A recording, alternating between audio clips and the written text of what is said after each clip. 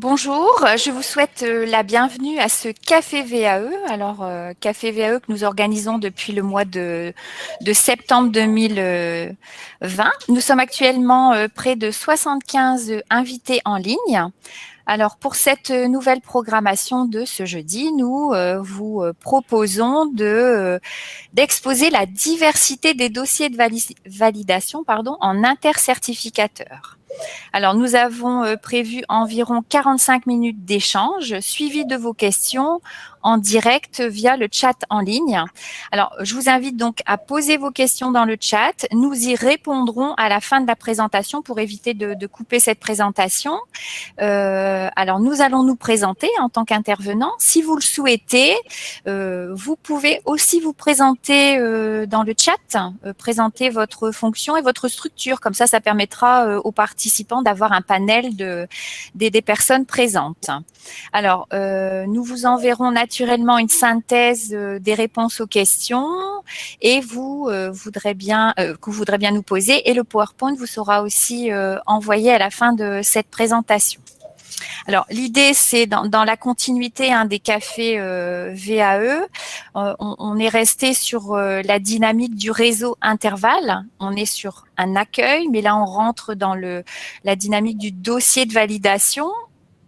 On dépasse un petit peu l'objet d'Interval, mais ça nous semblait important que vous ayez, je dirais, les grandes lignes à ce niveau. Alors, j'ai le plaisir donc d'animer ce webinaire aux côtés de mes collègues à qui je vais laisser la parole. Alors, je suis donc Béatrice Roland, responsable du dispositif académique de validation des acquis pour l'Académie de Lille, et je suis chef du projet Interval. Alors, je vais laisser la parole à François-Xavier. Bonjour à tous, je suis François-Xavier Ribes, je travaille au CNAM de Lille, je suis conseiller formation et également référent VAE depuis 2 ans et demi maintenant. Merci François-Xavier. Chantal ? Bonjour à tous et ravie d'être avec vous. Donc, je me présente Chantal Dequel, responsable de projet sur la certification à la direction régionale de l'AFPA Hauts-de-France, donc principalement interlocutrice privilégiée des centres AFPA et des DRETS et DETS sur différents sujets, notamment sur la VAE. Et donc ce matin, j'interviens pour le compte du ministère du Travail. Merci Chantal. Maxime. Bonjour à tous, Maxime Ah Chavez. pardon, j'aurais dû laisser la parole à Aline, mais c'est dans mes petites images, il y a Maxime avant. Alors je vous laisse prendre la parole, Maxime. Bon, désolé, je démarre. Maxime Chavez, donc je suis conseiller d'animation sportive pour la délégation régionale académique de la jeunesse, l'engagement et au sport, qui dépend du ministère des Sports et rattaché désormais au rectorat, et je suis référent VAE pour le pôle des métiers de l'animation et du sport. Merci Maxime. Aline, je vous laisse la parole. Excusez-moi, mais j'étais sur mes images, je n'étais pas sur les petits ronds sur l'image. Grave. Donc bonjour, Aline, je travaille au CFPPA de la Haute-Somme, Péronne. Je suis coordinatrice pédagogique au niveau du CFPPA et accompagnatrice VAE sur les diplômes du ministère de l'Agriculture. Merci beaucoup, Aline. Je vous remercie de votre participation et surtout à votre présence pour la préparation de ce webinaire. Alors, au programme, alors toujours un rappel, Interval, c'est quoi ? On a souhaité, avant de démarrer la présentation, la diversité des dossiers de validation, quand même de vous donner le top des certifications les plus demandées par certificateur pour avoir une idée des diplômes qui pourraient être validés je dirais par certificateur, l'accompagnement, alors les grandes lignes du dossier de validation et les spécificités des différents ministères, et à la fin donc de notre présentation, répondre à vos questions. Alors, Interval, c'est quoi ? Un guichet VAE unique en Hauts-de-France, un dispositif intercertificateur, partenariat de 8 ministères. Alors, les ministères engagés dans ce dispositif sont le ministère du Travail, le ministère de la Transition écologique et solidaire, ministère des Solidarités et de la Santé, ministère de la Culture, ministère de l'Éducation nationale, ministère de l'Agriculture et de l'Alimentation, ministère de l'Enseignement supérieur, de la Recherche et de l'Innovation, ministère des Sports. C'est un projet qui est donc porté par le GIP FCIP de Lille et qui est financé par la région Hauts-de-France. L'objectif principal donc d'Interval, c'est de faciliter l'entrée du candidat dans une démarche de VAE en région Hauts-de-France. Alors avec différents services personnalisés sur un large choix de certifications délivrées par les différents ministères engagés dans le projet. On est sur 2200 certifications avec à disposition 80 lieux en Hauts-de-France et 86 conseillers disponibles pour accueillir les candidats potentiels dans la démarche de VAE. L'objectif d'Interval, fournir une aide préparatoire à la recevabilité de la demande du candidat. Alors, notamment l'accompagner dans la complétion du CERFA, qui est unique maintenant à l'ensemble des certificateurs, préalable à l'engagement dans la démarche de VAE.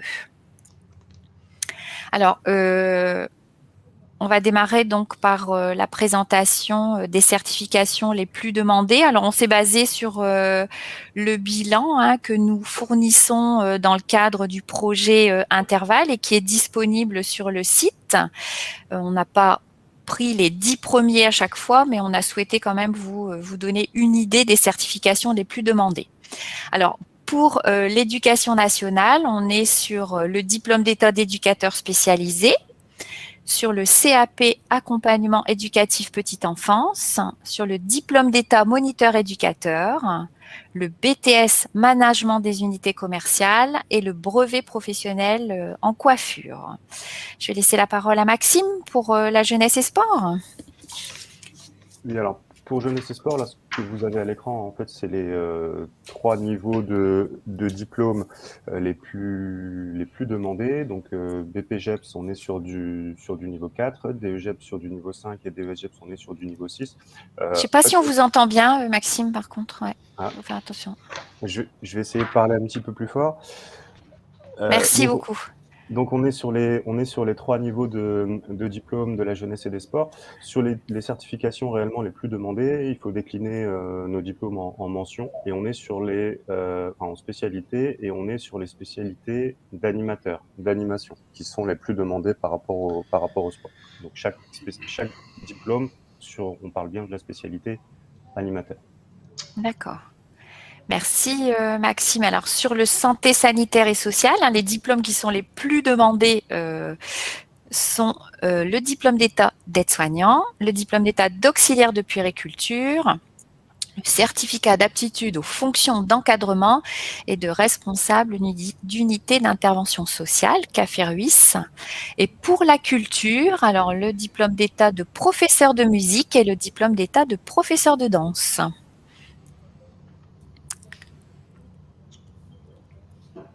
Je vais laisser la parole à François-Xavier pour l'enseignement supérieur. Merci François-Xavier.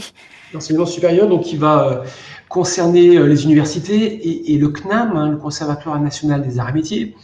On va retrouver donc des diplômes de minimum niveau licence 3, donc un master en sciences de l'éducation, des licences, la licence professionnelle PME, PMI, diplôme d'ingénieur en informatique en particulier, la licence professionnelle banque assurance, qui est très demandée également, et puis la licence TAPS, qu'on retrouve uniquement dans les universités.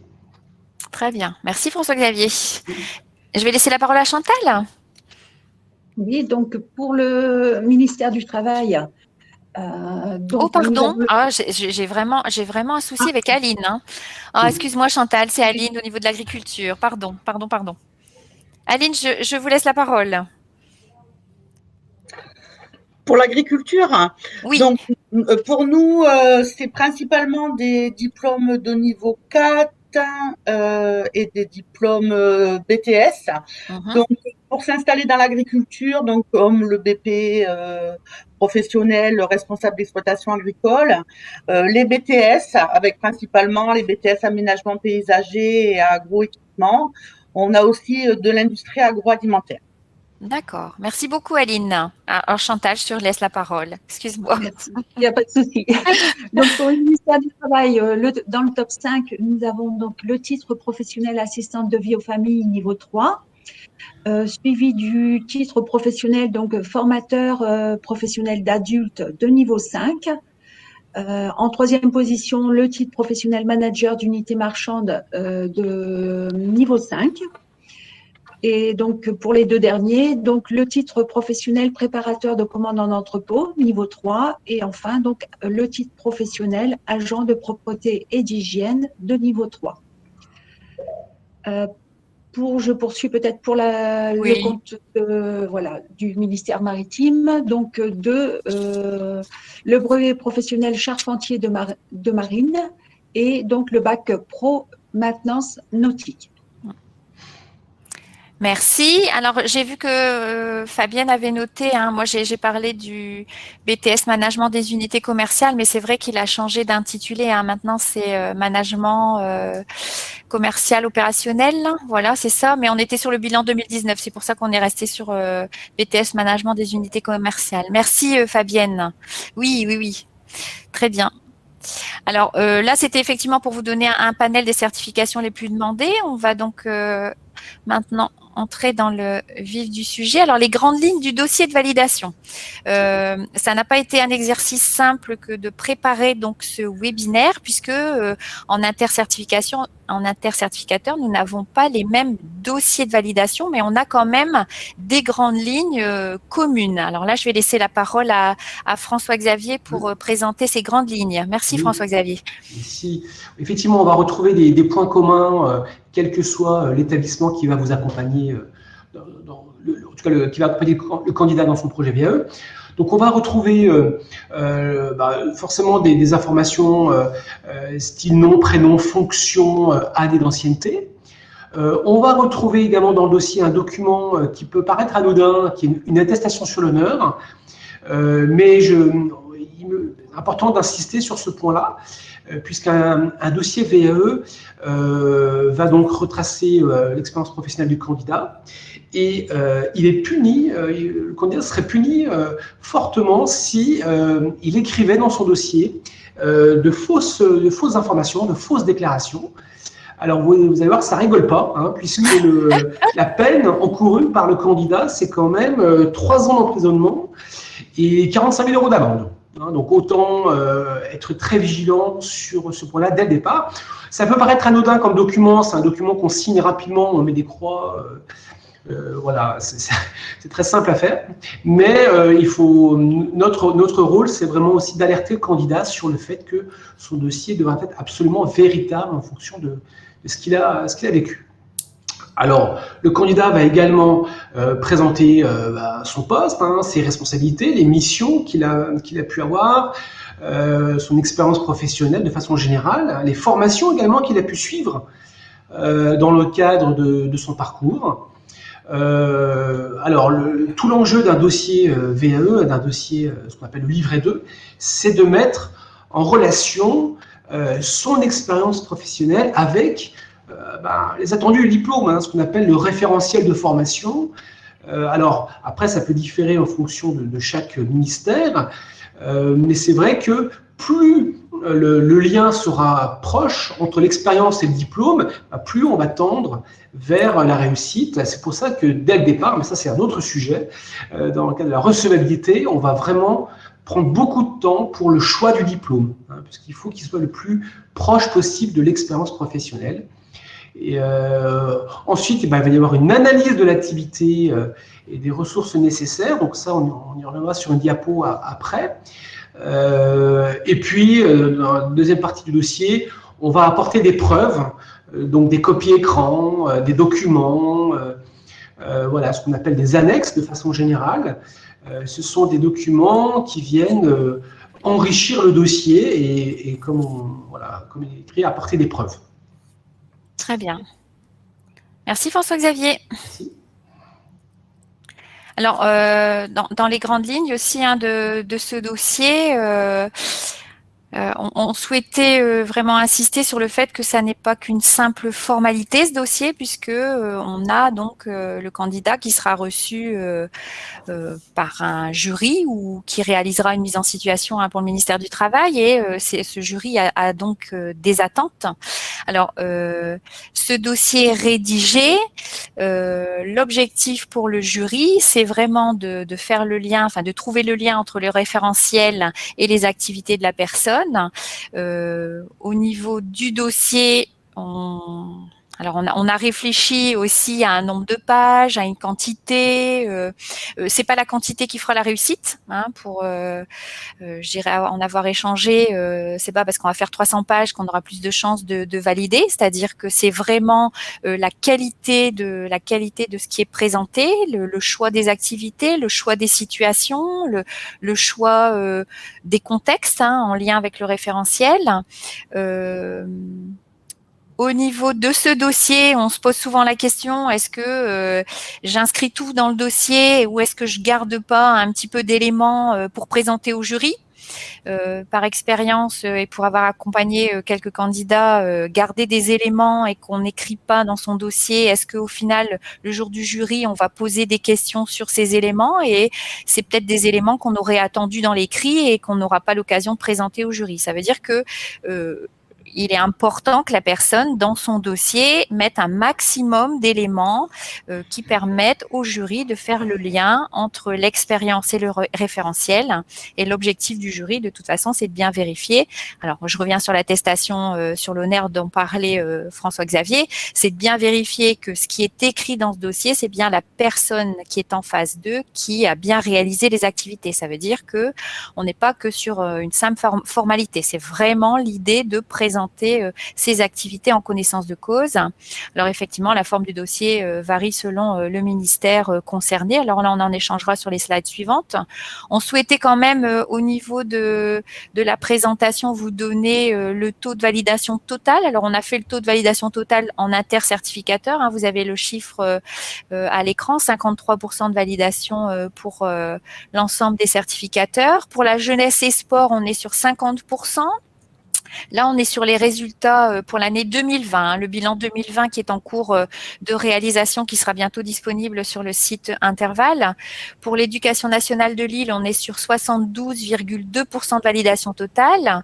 Éducation nationale Amiens, on est sur 72,6%. Pour le CNAM Hauts-de-France, on est sur 46,9%. Pour les universités Hauts-de-France, on est sur 71,8%. Pour la culture, 41,4%. Et pour l'agriculture, 50%. Alors, le décalage au niveau des pourcentages, c'est en fonction naturellement des diplômes visés et puis de l'expérience du candidat. Hein. C'est sûr que le dossier, il a beau être complet, mais si on n'a pas l'intégralité des activités, on peut envisager de valider, mais l'objectif, comme le disait François-Xavier au départ, c'est de mettre toutes les chances du côté du candidat. Alors, je vais laisser la parole à Chantal pour encore exposer les grandes lignes de ce dossier. Alors oui, donc pour terminer les grandes lignes du dossier de validation, donc le candidat peut bénéficier d'un accompagnement à la rédaction de son livret de validation qu'on appelle livret 2, voire dossier de validation ou dossier professionnel. Le candidat donc met, comme les collègues ont précisé, met en lien son expérience avec le référentiel du diplôme. Alors vous me direz certainement qu'est-ce que le référentiel? Donc le référentiel, selon le ministère concerné, varie, mais globalement, nous retrouvons des points communs. Concrètement, si vous voulez, le référentiel, ou les référentiels définissent donc l'emploi type, les activités professionnelles, les blocs de compétences, les critères de performance, les modalités d'évaluation. Alors, au niveau du rôle du conseiller VAE, donc quel est son rôle?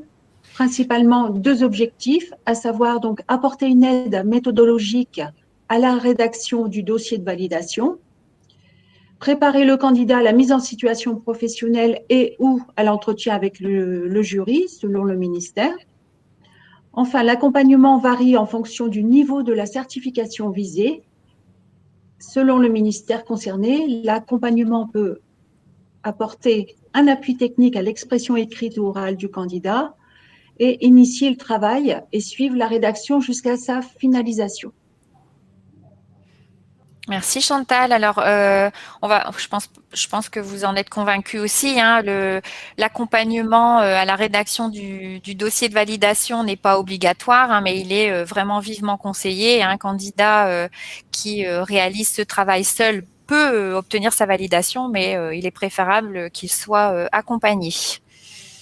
Alors là, ce que nous allons donc proposer, hein, un objet qui valide et qui varie, hein, l'objet donc ce dossier de validation qui permet d'obtenir la certification, hein, soit totalement, partiellement ou encore des non-validations, varie. Alors ce qu'on souhaite ici, c'est essayer de vous donner comment je vais dire, les communs et les spécialités au niveau des ministères. Alors, on a regroupé ça en quatre pôles. L'enseignement supérieur. Sur le deuxième pôle, on est sur l'éducation nationale, l'agriculture, sanitaire et sociale, jeunesse et sport, la culture. Et ensuite, on vous présentera le ministère du Travail et le maritime. Alors,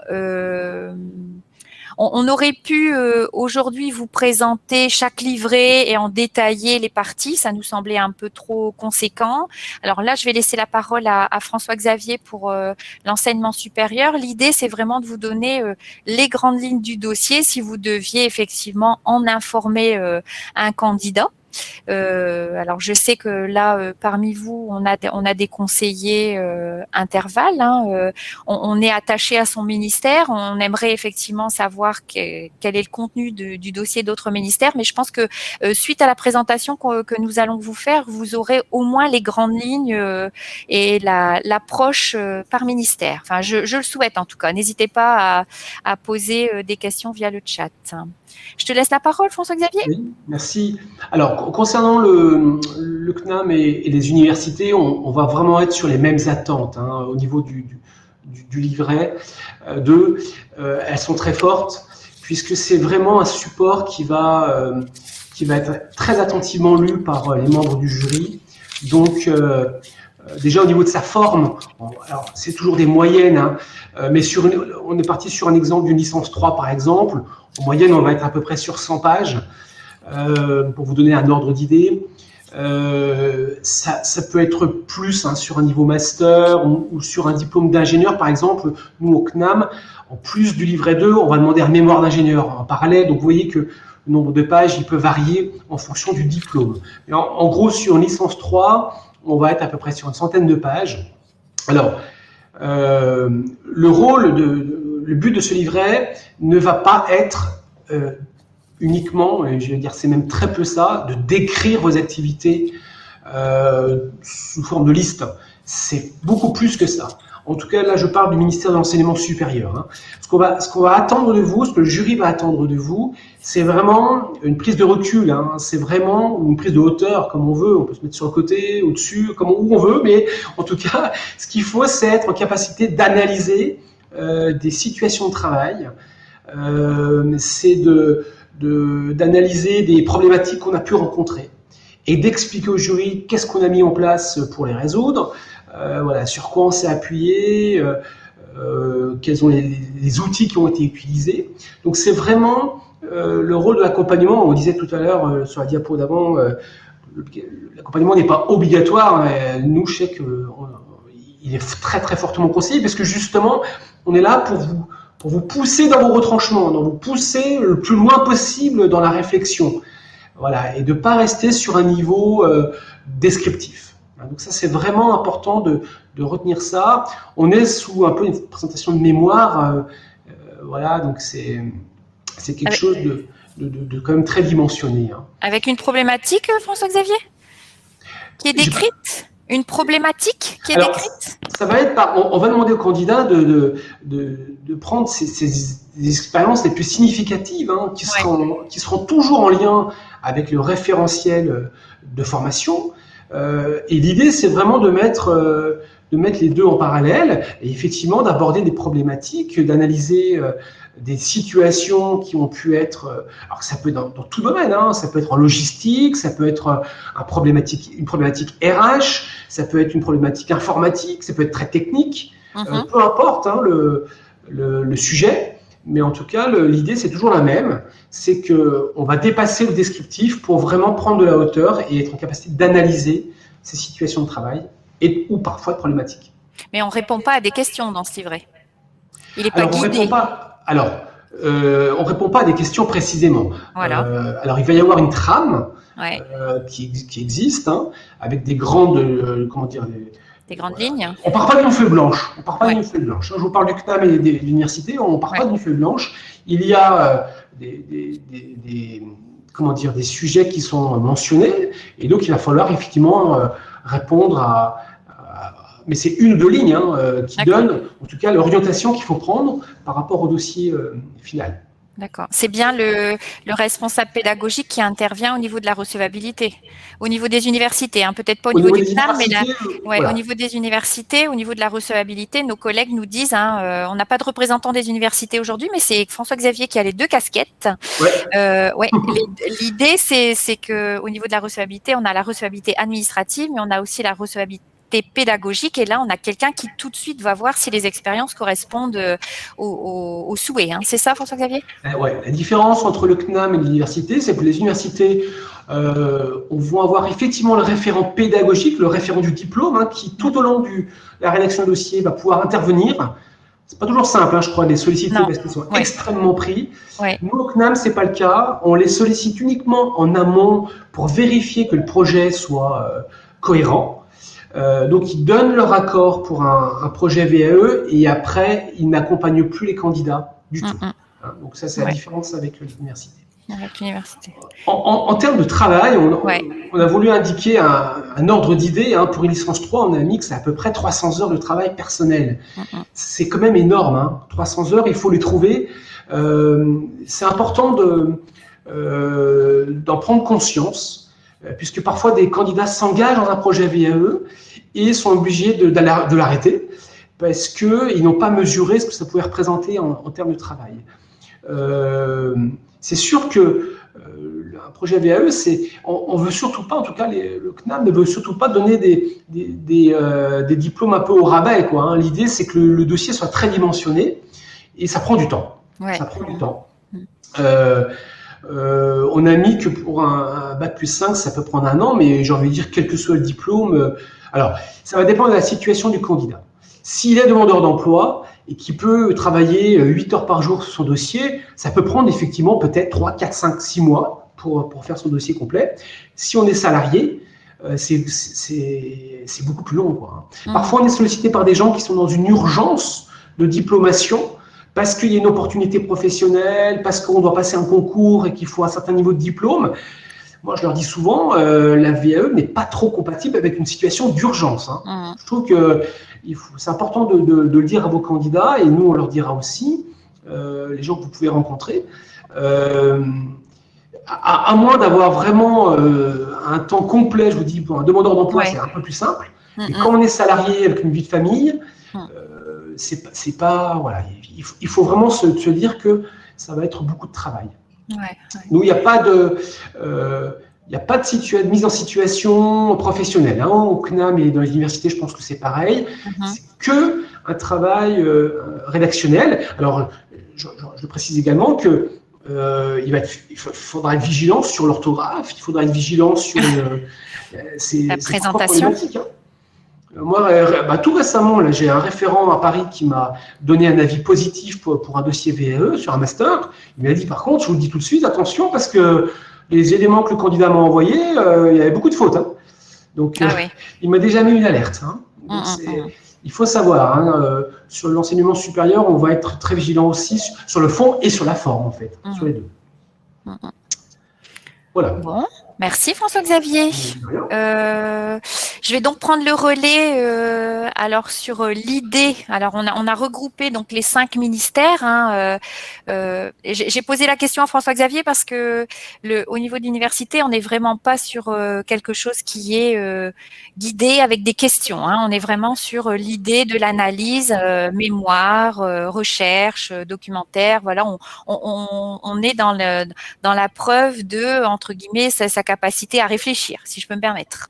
Là, on est sur, je ne vais pas dire qu'on ne l'est pas de l'autre côté, je ne veux pas être dans cette dimension, mais c'est que là, on a quelque chose d'un peu plus guidé au niveau de l'éducation nationale, agriculture, sanitaire et sociale, jeunesse et sport et culture. On a des questions auxquelles on doit répondre. Alors, si je prends le dossier de validation pour l'éducation nationale, on a, comme le disait François-Xavier tout à l'heure, son identité, l'attestation sur l'honneur. On présente effectivement, en fonction de son parcours. Alors, on demande un CV dans le dossier éducation nationale. Alors, quand je dis dossier éducation nationale, c'est validation du CAP au BTS. Parce qu'après, au niveau de l'éducation nationale, on a aussi les diplômes co-signés type moniteur éducateur dont on a parlé dans les diplômes les plus demandés. Pour l'éducation nationale, on demande au candidat de présenter son CV et de surligner les expériences les plus significatives dans son CV, de réaliser un mot d'introduction dans lequel il va exposer son projet, pourquoi il a choisi de faire cette validation des acquis, et il pourrait même envisager de ne pas demander la validation totale. Le candidat pourrait demander la validation d'un bloc, 2 blocs, par rapport à son projet personnel, professionnel. Ensuite, le candidat présente sa structure, la structure dans laquelle il travaille, l'emploi qu'il occupe et des activités en lien avec le référentiel.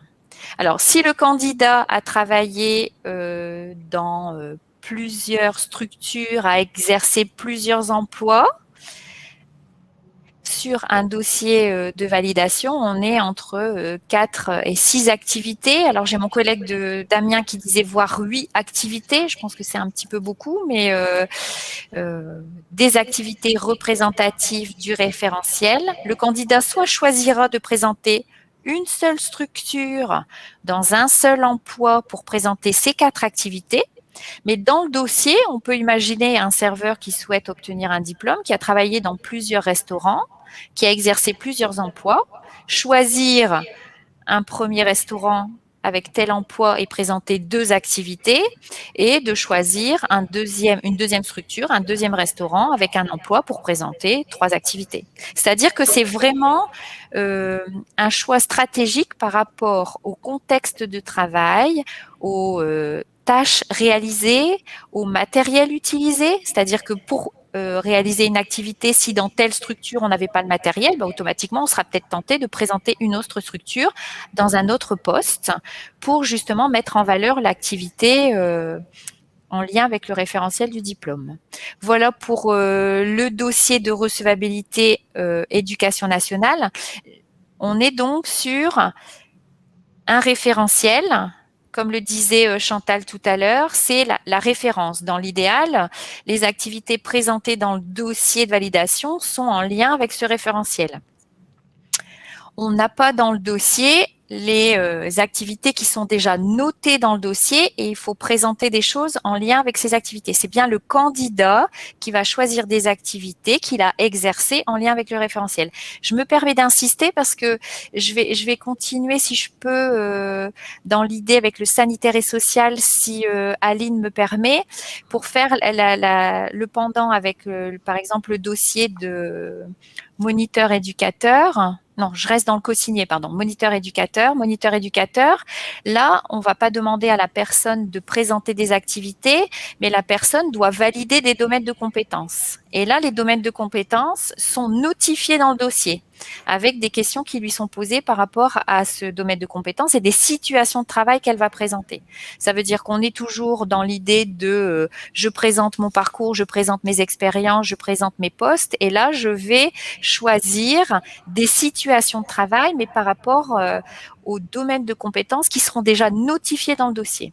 Et c'est exactement la même chose pour le sanitaire et social. Si je prends le diplôme d'état d'auxiliaire de puériculture, on présente son parcours professionnel, son parcours de formation, et là, on a déjà les intitulés de domaine. Si je prends l'exemple de l'auxiliaire de puériculture, on a une expérience auprès des enfants dans l'activité de la vie quotidienne, on a une expérience en lien, en observation, appréciation de l'état d'une personne, une expérience à présenter dans la réalisation de soins, une expérience à présenter dans l'installation, mobilisation des personnes, une expérience à présenter en communication auprès des personnes soignées, accueillies, aidées, une expérience recherche, transmission d'informations pour assurer la continuité des soins et une expérience organisation de votre propre travail au sein de l'équipe. C'est-à-dire que sur le livret auxiliaire de puériculture, c'est déjà noté et la personne doit choisir des situations de travail qui vont lui permettre de mettre en avant ses expériences. On n'a pas tout à fait le même vocabulaire au niveau des dossiers. On est resté dans cette idée de dossier guidé, mais on n'a pas toujours la même entrée. Éducation nationale, CAP, BTS, vous avez le choix des activités en fonction du référentiel. Les activités, elles vous sont pas notifiées. Qu'on appelle domaine de compétences ou expérience au niveau du sanitaire et social et du diplôme co-signé moniteur éducateur. Alors j'espère avoir été claire, mais n'hésitez pas à nous poser des questions à la fin de cette présentation. Je vais laisser la parole à Aline pour le dossier de validation pour le ministère de l'Agriculture. Donc, pour le dossier du ministère de l'Agriculture, du CAP au BTS, c'est la même trame. C'est un dossier qui est guidé, donc avec deux grandes parties. Donc, une première partie où le candidat décrit son parcours, son expérience par rapport au diplôme demandé, ses formations, et il choisit les activités significatives liées à son expérience et au référentiel. La deuxième partie, donc là où il reprend donc ses activités de l'expérience, donc il choisit 4 activités pour couvrir l'ensemble du référentiel du diplôme choisi. Et après, il y a 4 chapitres avec des questions. C'est vraiment guidé. Donc, il doit décrire, il y a 4 séquences. Ces 4 séquences, c'est description de l'entreprise, description de l'analyse du matériel, description de avec qui il a travaillé, avec quoi il a travaillé. Donc après, selon si c'est un CAP ou si c'est un BTS, la réflexion ne sera pas la même. Donc, on va avoir la séquence 1 qui va être donc l'activité au sein de la structure. La séquence 2, l'analyse de l'activité avec une description de l'activité, les conditions de réalisation, s'il y a des problèmes qui ont été rencontrés et les risques et les solutions apportées. La séquence 3, ce sera tout ce qui est ressources avec les moyens humains, moyens matériels. Et la séquence 4, ça sera une réflexion, une évolution personnelle par rapport à cette activité. Donc, c'est un dossier qui fait entre 50 et 70 pages, on va dire, parce que, je vous dis, c'est le même dossier que ce soit des CAP ou des BTS, avec des annexes. Il y a des questions qui sont guidées, mais il y a quand même une analyse. C'est vraiment une analyse. Il faut que ça soit un travail où le candidat explicite ses activités choisies. Voilà pour les grands thèmes. Merci Aline. Alors Aline précisait en fonction du niveau, je donne toujours cette petite phrase par rapport au niveau CAP, bac, BTS. Un CAP, c'est quelqu'un qui dans son écrit va se présenter comme un exécutant. Un bac, quelqu'un qui participe aux activités. Le BTS qui sait gérer des choses en autonomie. Ça veut dire que dans l'écrit, on n'aura pas du tout le même écrit, comme précisait Aline. Ça dépend effectivement de ce qu'on attend en responsabilité. Je vais laisser la parole à Maxime pour la jeunesse et sport. Merci. Oui, donc Côté jeunesse et sport, on est bien sur un dossier qui est spécifique également, et là qui est commun aussi à l'ensemble des niveaux de diplôme. Donc du niveau 3 au niveau 6, du CPGEPS au DESGEPS, on est sur un diplôme qui est identique, sur un dossier Un pardon, qui est dossier. identique, et je dirais qu'il est chez nous plutôt semi-guidé. Il est D'accord. commun. Semi-guidé dans le sens où on va vous demander de présenter des types de fonctions, mais toujours avec une certaine forme de liberté. La spécificité première, c'est qu'on est sur une logique de diplôme qui est une logique de compétences, vraiment de compétences professionnelles, pas forcément des domaines, mais des compétences liées au métier et qui sont déclinées sur la construction de notre diplôme en unités capitalisables. Pour tous les diplômes, toutes les mentions, tous les niveaux, on a 4 unités à acquérir, et donc par la VAE, l'idée, c'est dans le dossier de faire le lien entre son expérience et ses unités qui sont être capable de faire telle ou telle chose, alors être capable d'animer en sécurité, être capable de conduire un projet, etc. etc. Donc l'idée, c'est vraiment de faire le lien entre son expérience et les compétences visées par les unités. Quand je dis qu'il est semi-guidé, ce dossier, c'est parce que pour chaque niveau, pour chaque diplôme, chaque mention, euh, on distingue en fait deux fonctions dans le métier.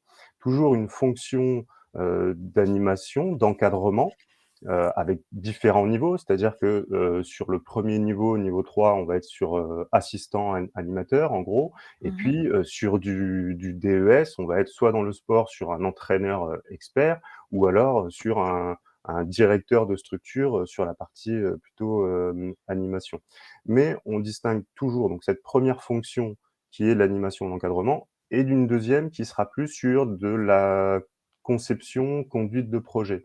Donc, D'accord. on est toujours sur ces deux types de fonctions. Ce qui est demandé dans le dossier, c'est quand on est sur une demande complète, donc une demande de validation des 4 unités, on va être sur 6 actions à présenter, 2 sur chaque type de fonction.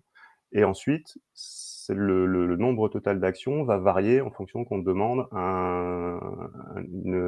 qu'on soit sur une demande partielle ou totale. C'est-à-dire que si on a, par exemple, que 2 unités à valider parce qu'on a déjà d'autres types de diplômes qui donnent des équivalences, on va être sur un nombre sur un nombre de présentations d'activités qui sera réduit.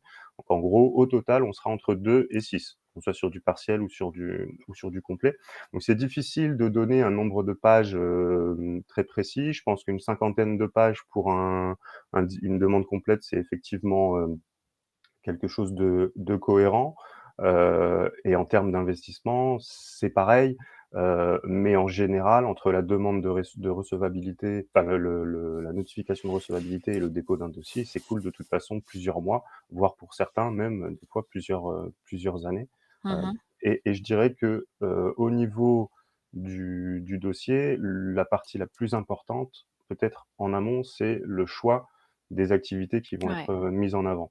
Pourquoi? Parce qu'il faut montrer que quand on est un animateur, un encadrant, qu'on a dans son expérience professionnelle eu suffisamment de variété en termes d'activité, en termes de public, pour montrer qu'on est un professionnel. Voilà. Les gens qui ont eu une expérience trop limitée dans un champ, souvent ils vont aller soit sur une validation partielle, soit sur une non-validation du C. Donc c'est aussi pour ça que l'accompagnement dans notre champ, on pense qu'il est quand même relativement important, enfin, en tout cas intéressant, pour bien choisir dès le départ les actions qui vont être présentées. Merci Maxime. Je vais prendre un temps sur le ministère de la Culture. Alors là, le livret, je vais rester dans la même dynamique que Maxime. Il est semi-guidé. On est sur l'attestation sur l'honneur, le curriculum vitae, une lettre de motivation. On est un petit peu dans la même dynamique que l'éducation nationale avec la motivation pour le projet. Et là, on décrit des expériences en fonction d'un public, le contexte et les techniques qui sont mises en œuvre. Alors là, j'en ai un sous les yeux. On est aussi sur je dirais une trentaine de pages avec ce côté au niveau de la culture, référence théorique pour appuyer, je dirais, ce qu'on propose aux personnes, enfin au public que l'on accompagne. Voilà. Et au niveau du tableau, je vois que nous avions aussi noté à peu près 150 heures de travail. Hein. On savait pas trop. Hein. On avait mis pour l'université 300 heures et là on était sur à peu près 150 heures de travail.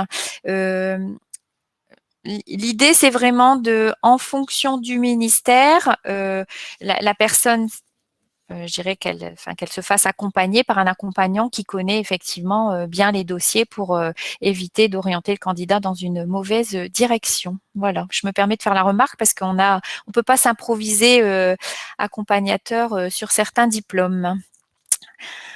Alors, je vais laisser la parole à Chantal pour le ministère du Travail et donc le dossier professionnel. Merci Voilà, Chantal. je t'en prie, Béatrice. Donc, quel que soit le titre visé, bien sûr, on parlera de dossier professionnel qui est à la fois, qui a une particularité, qui est court et synthétique.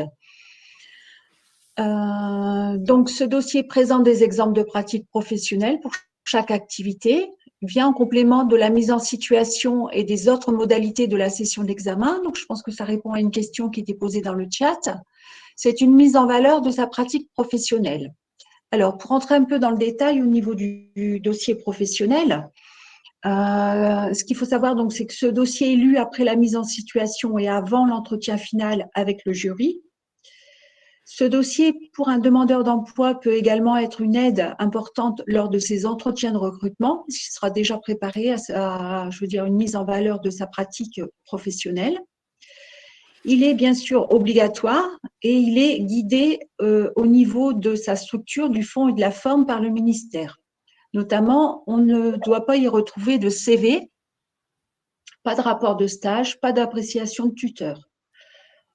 On a aussi un cadre au niveau du nombre de pages. Donc, par exemple, je vais revenir sur cette modalité, on a un maximum de 3 pages par exemple. Alors, au niveau de sa structure, il y a 5 points à compléter. Alors, le premier, pour chaque activité type du titre visé, on peut mettre de 1 à 3 exemples de sa pratique professionnelle. Alors, chaque exemple décrira les tâches ou opérations réalisées, dans quelles conditions, avec qui, quels moyens, quand et à quel endroit on a réalisé donc ces tâches. Le deuxième point à compléter, donc là pour chaque activité de 1 à 3 exemples. En fin de dossier, on a également possibilité de compléter un tableau pour porter à la connaissance du jury la détention d'un titre, d'un diplôme, d'un certificat ou d'une attestation de formation. Je reprends aussi la déclaration sur l'honneur, comme François-Xavier l'avait précisé, qui est aussi inclus dans le dossier. Le candidat peut également mettre des documents illustrant la pratique professionnelle. Donc ça, c'est facultatif, c'est pas obligatoire. Et là aussi, c'est limité, c'est maximum 2 exemples par activité. Et le dernier point, ce sont des annexes qui peuvent être obligatoires en fonction du titre visé. Et cette obligation, on la retrouve dans le référentiel d'évaluation.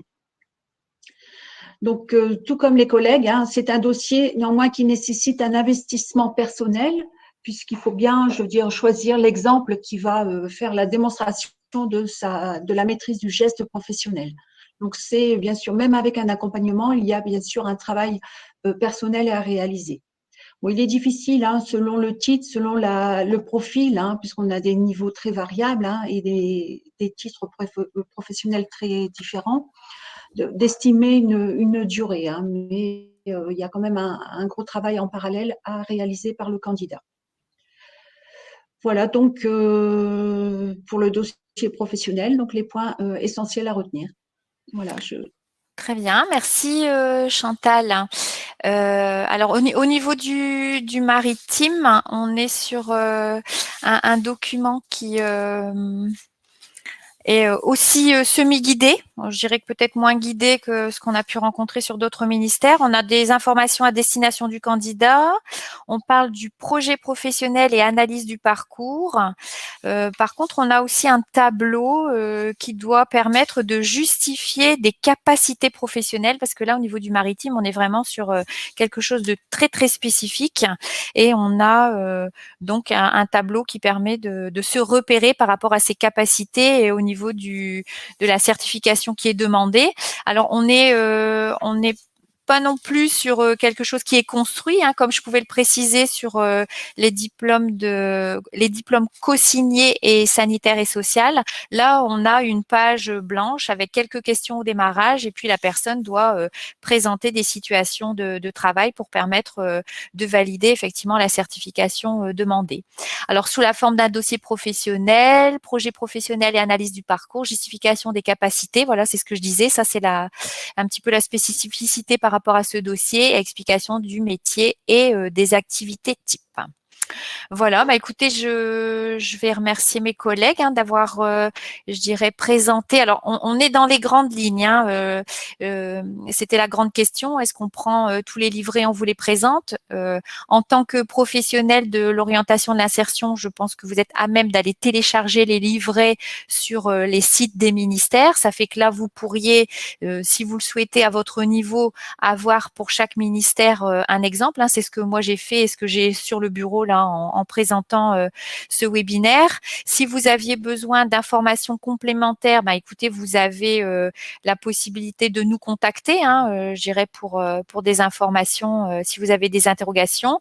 Moi, je vous invite donc à toujours rester en ligne avec les informations à votre disposition sur le site interval-vae.fr.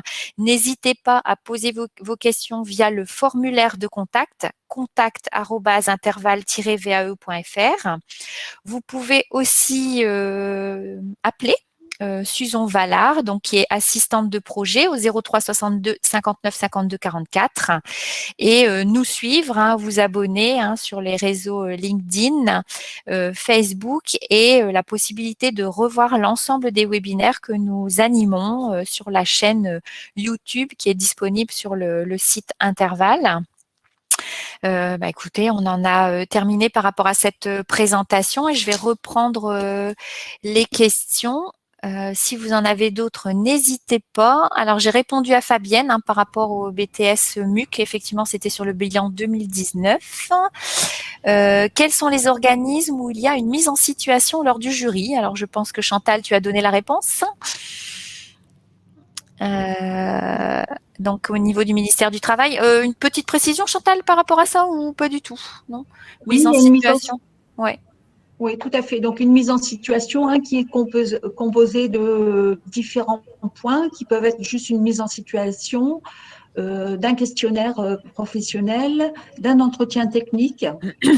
Voilà, donc voilà, tout est spécifié dans le référentiel d'évaluation selon le titre.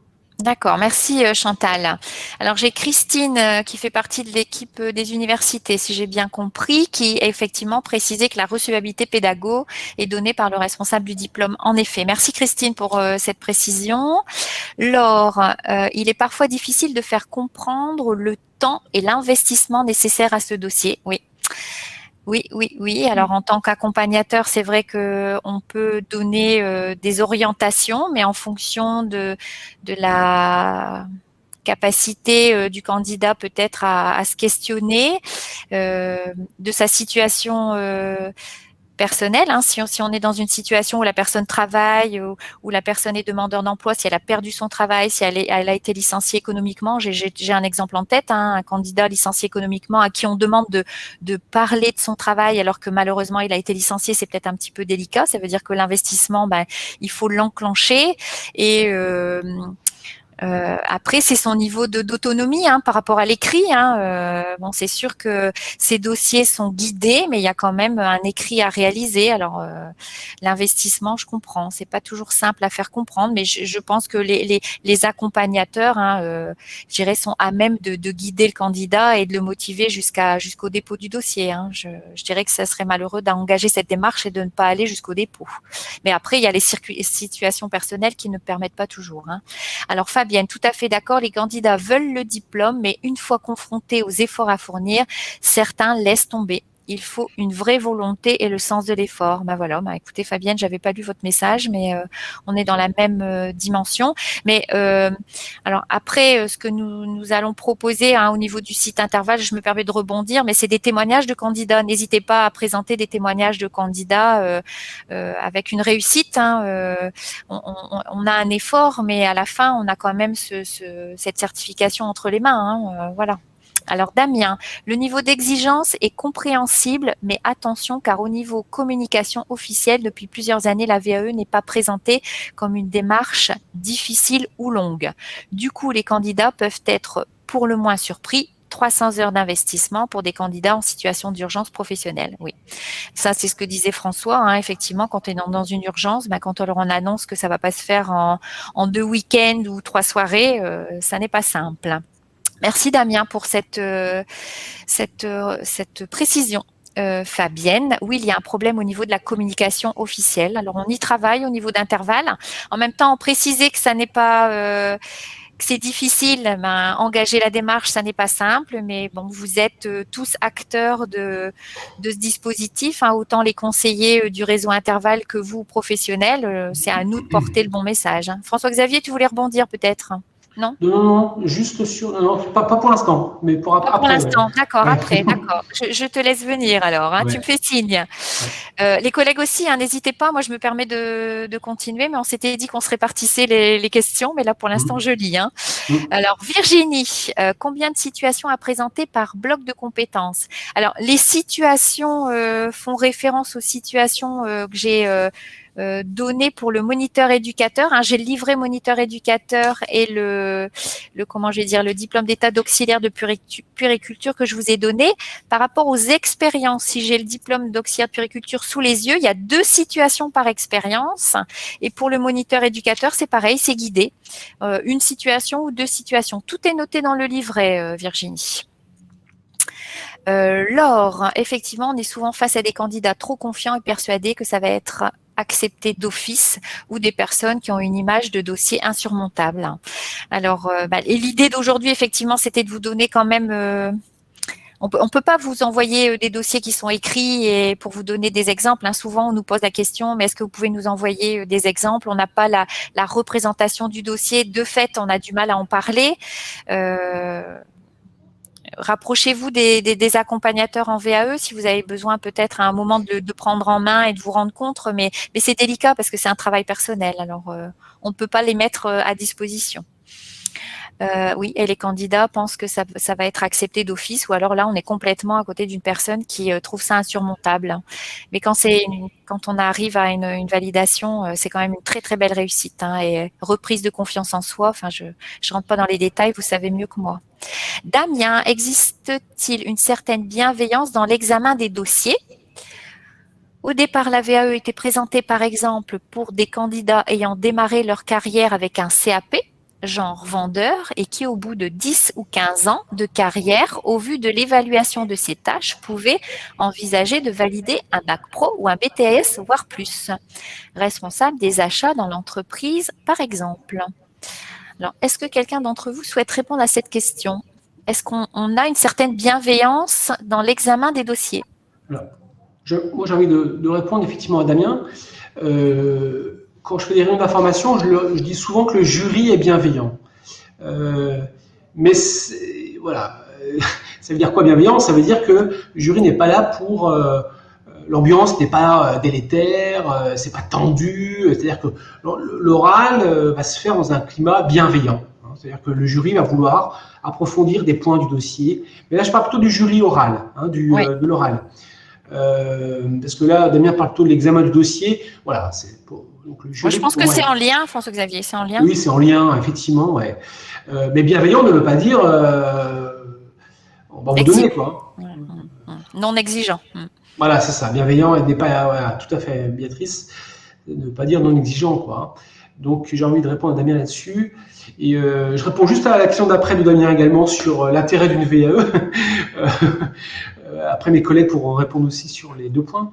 L'intérêt du VAE par rapport à quelqu'un qui ferait le diplôme à l'université, bah, en fait, on n'est pas sur la même, on n'est pas sur le même processus, quoi. C'est-à-dire qu'aujourd'hui, en France, on a 2 choix pour obtenir un diplôme. C'est soit on suit un parcours de formation classique, ou on reprend des études un peu plus tard dans sa vie et on suit des cours et on passe des examens et on a un diplôme.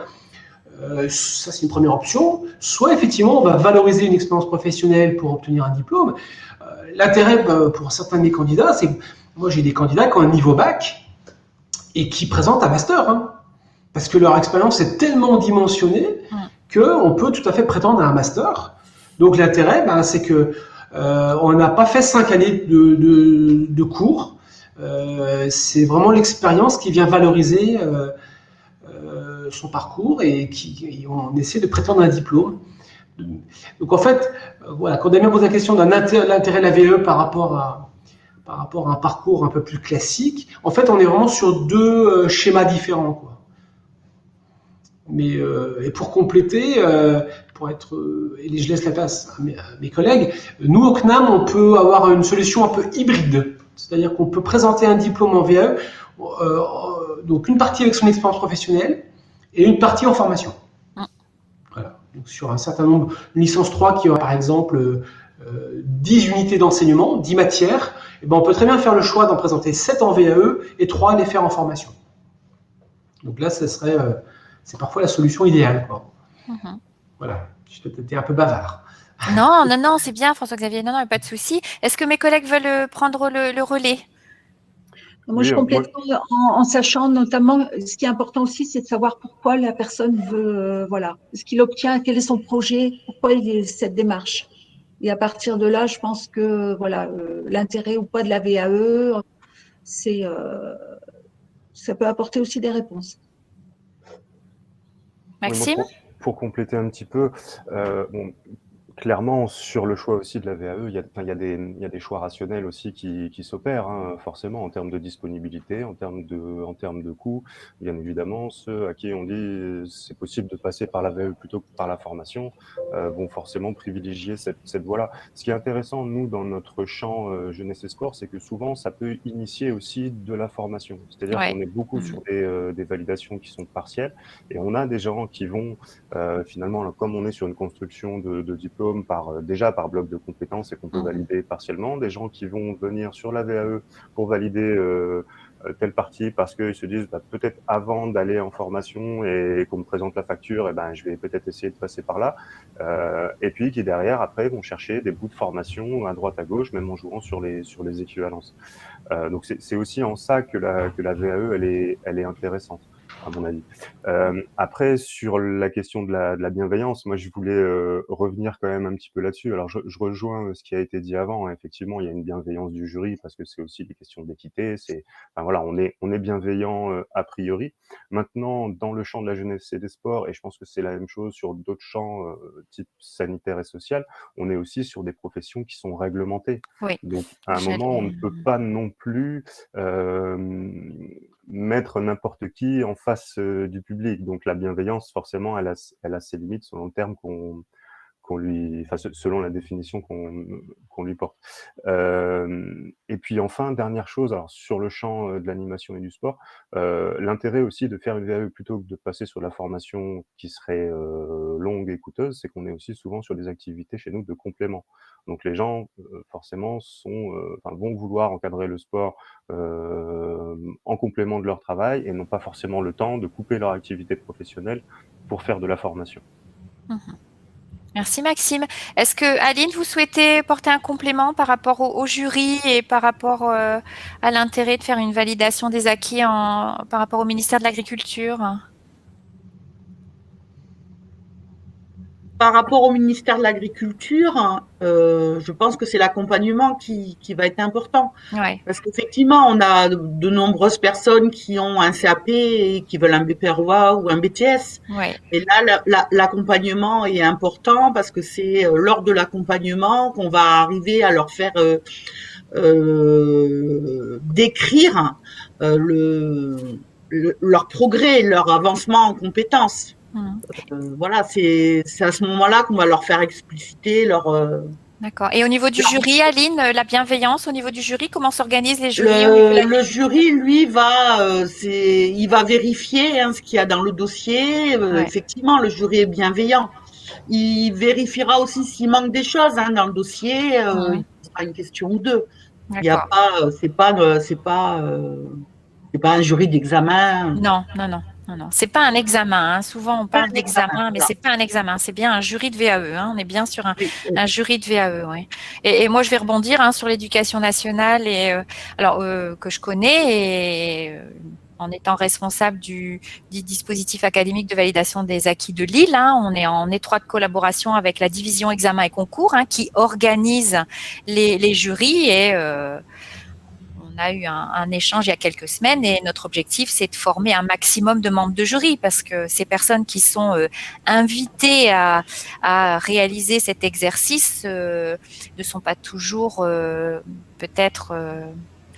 on a toujours une première, hein, comme dans tout métier. Ça fait que il faut vraiment insister sur cette bienveillance et que la personne qui est présente le jour de cette présentation de dossier, elle sort pas d'école et bon, il faut effectivement lui laisser l'opportunité de présenter des choses et de rester dans ce cadre. Mais je rejoins aussi Maxime, hein, si on prend les co-signés, moniteur éducateur, éducateur spécialisé, éducateur technique spécialisé, le diplôme d'état d'aide-soignant, le diplôme d'état d'auxiliaire de puériculture, pardon. Je vais même prendre le CAP accompagnant éducatif, hein, qui remplace le CAP petite enfance. Moi qui ai accompagné beaucoup de CAP petite enfance, pour moi, ces diplômes-là, même si c'est un CAP, on peut pas le donner comme ça parce qu'on donne, on confie notre bien le plus précieux à des professionnels qui sont peut-être pas qualifiés, qui n'ont pas le diplôme, mais on leur confie notre bien le plus précieux. Ça fait que il faut être vigilant, hein. Cette personne, elle va afficher qu'elle a obtenu cette certification et c'est trouver le juste équilibre entre effectivement la présentation et l'exigence du diplôme pour ne pas tomber, comme le disait François-Xavier au démarrage, hein, on ne le donne pas en VAE, hein, le diplôme, mais en même temps, la personne n'a pas été, je dirais, formée, n'a pas été instruite comme on pourrait l'imaginer. Ça veut dire que les jurys, je pense qu'au niveau de la formation, il y a vraiment un point important à réaliser. Je ne sais pas au niveau des autres ministères comment sont formés les jurys.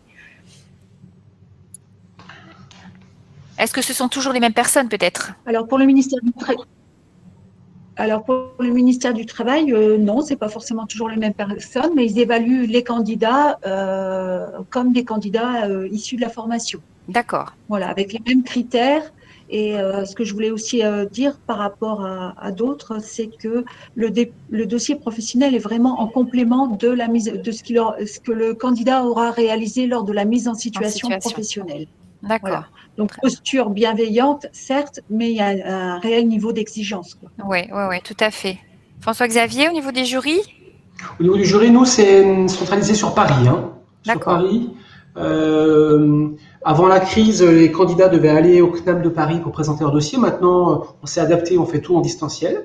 Mais c'est vrai que l'organisation du jury, donc il y a toujours des référents, au moins un référent pédagogique, hein, le référent du diplôme, parfois des enseignants-chercheurs, et puis au moins un professionnel du métier. Ça peut varier hein, en fonction de... c'est pas toujours le même professionnel par rapport au diplôme.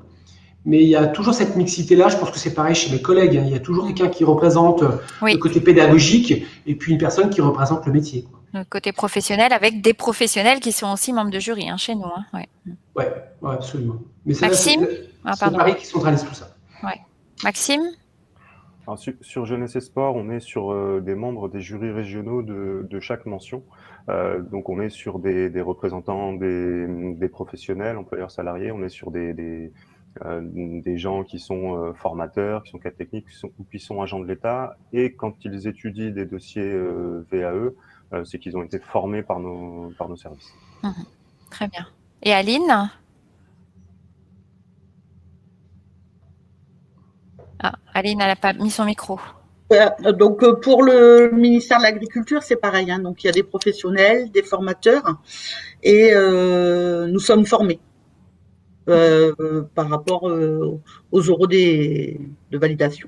Oui, oui. Alors, j'insiste sur la formation au niveau d'éducation nationale, mais on n'est pas du tout sur les mêmes chiffres entre chaque ministère. Hein. Nous, on est à 1300 dossiers dans l'année. Bon, c'est vrai que pour l'organisation des jurys, ça n'est pas toujours simple. Hein. Moi, je me permets de préciser parce que c'est un point important pour moi dans ma mission de responsable du DAVA de Lille, c'est qu'effectivement les candidats soient bien reçus dans de bonnes conditions. Mais toujours avec ce niveau d'exigence. Alors, je reprends les questions aussi, je vois qu'on en a d'autres. Merci beaucoup Fabienne. Oui, Chantal, est-ce que la recevabilité n'est pas accordée de manière un peu trop large? Il semble que pour le diplôme d'état d'aide-soignant et le diplôme d'état d'auxiliaire de puériculture, la recevabilité soit accordée de manière systématique. Alors ça, j'ai pas du tout de recul par rapport à ça. Et nous n'avons pas notre collègue santé sanitaire. J'ai pas du tout de visibilité, Chantal. Je vais pas vous dire de bêtises, mais la recevabilité, si c'est une recevabilité administrative, si la personne a ses 1607 heures d'expérience en lien avec le diplôme visé, voilà, bon, elle a sa recevabilité. Si je me permets simplement de cette remarque. Daniel, quel conseil peut-on donner au candidat lorsqu'il manque dans l'expérience professionnelle des attendus du diplôme? Alors, j'ai Chantal qui a répondu, effectivement, on peut faire une mise en situation professionnelle. Il manque dans l'expérience professionnelle des attendus du diplôme. Oui, oui, ça peut arriver. Hein. Oui, je vous laisse parce que je peux répondre aussi, mais alors, je partage. Là, je vais parler pour ma crèmerie. Oui. Deux options. Le candidat n'a pas d'expérience dans, par exemple, je sais pas, en droit du travail. Bon, et ben, première option, il fait une formation chez nous au CNAM, il suit des cours et il a un examen. S'il a au moins 10 sur 20, ben, il valide l'unité droit du travail. Donc, la première option, ça peut être une orientation vers la formation. Je parle vraiment du CNAM, hein, c'est très spécifique au CNAM. La deuxième option, c'est que tout en VAE, s'il se rend compte qu'il est un peu juste dans un domaine, et ben pourquoi pas aller voir son patron, lui dire moi j'ai besoin de m'enrichir sur tel domaine parce que je présente un dossier VAE, aujourd'hui je suis un peu juste. Ouais. Donc du coup le temps de la VAE, 6 mois, 1 an parfois, et ben je vais essayer d'intégrer une fois par semaine un service RH, service com, peu importe, pour m'enrichir, pour avoir une pratique. Et à ce moment-là, j'aurai plus d'arguments pour le dossier final. Quoi. Ça peut être deux options. Ou alors, ça peut être une troisième option, ça peut se dire, aujourd'hui, je suis un peu juste pour un diplôme, et mon projet VAE, je le reporte dans 1 an ou dans 2 ans. Ça m'arrive parfois des candidats qui me disent, je suis un peu juste.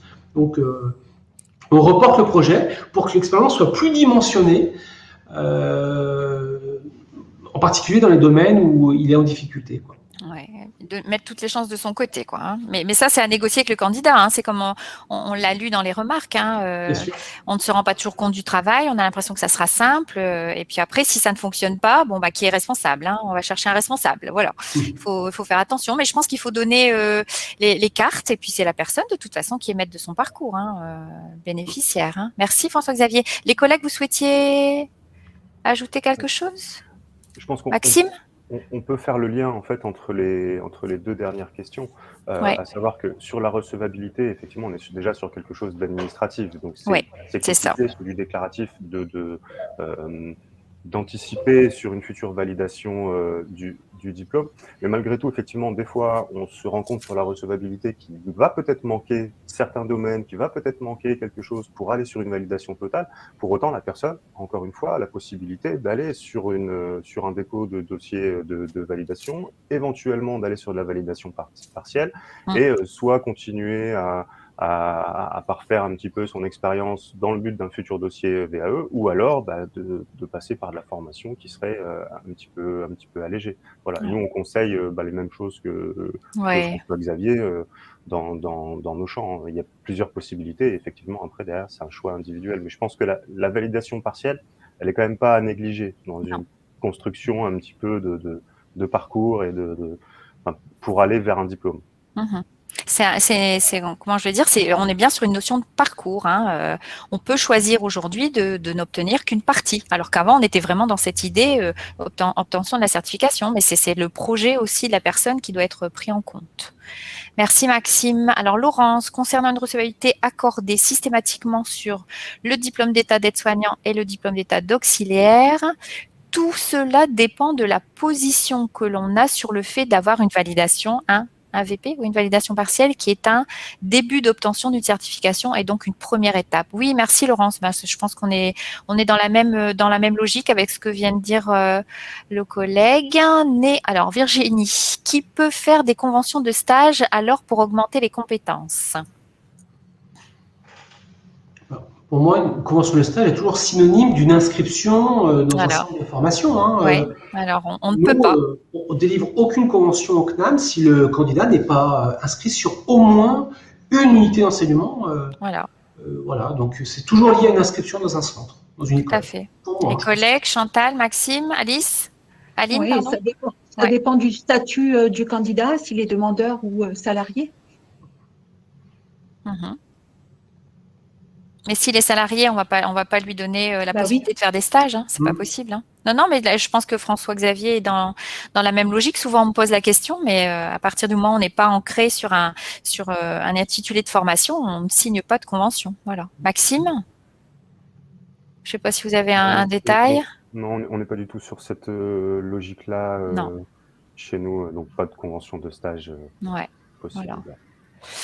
Alors, Aline, je ne sais pas si vous souhaitiez répondre. Convention de stage, si quelqu'un manquait d'une expérience, est-ce qu'on peut lui proposer une convention? On est dans la même dimension. Hein. On va être pareil. Si c'est des salariés, ça va être compliqué. Ouais. Nous, dès la recevabilité, on a une analyse on a des feuilles avec des analyses d'écart et on leur dit dès le début s'il faut qu'ils fassent une formation, etc. Après, le stage, effectivement, ça va être pour les demandeurs d'emploi. Voilà, très bien, merci. Laurence, néanmoins, les candidats ne le perçoivent pas forcément comme cela. Merci Laurence.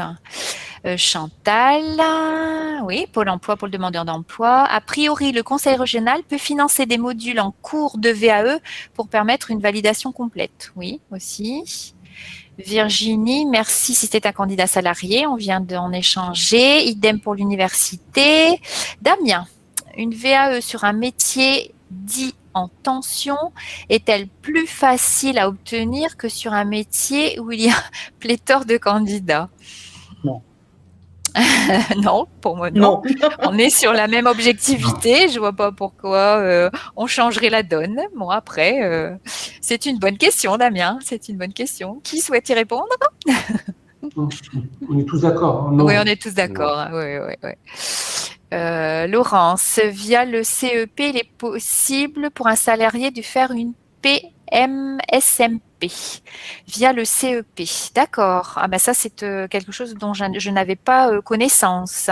C'est-à-dire que quelqu'un qui est accompagné au niveau du conseil en évolution professionnelle pourrait effectivement faire une PMSMP en étant salarié. D'accord.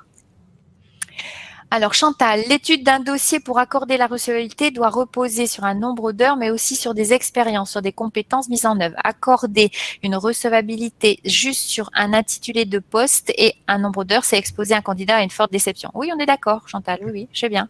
Mais elle est administrative quand même, on est sur une recevabilité administrative. Voilà, écoutez, je pense que nous avons fait le tour des questions et on se remercie mutuellement, hein, Virginie et Laurence. Vous pourrez prendre contact si vous voulez. Et Laurence, je suis preneuse aussi parce que je n'avais pas cette information. De toute façon, les réponses aux questions seront compilées dans une foire aux questions qui vous sera aussi qui sera disponible sur le site Interval. J'ai donc Clémence et Suzon qui ont cet objectif. Écoutez, je pense que nous en avons terminé. Je vous remercie pour votre attention. Je remercie mes collègues pour leur disponibilité, pour la préparation de ce webinaire et son animation.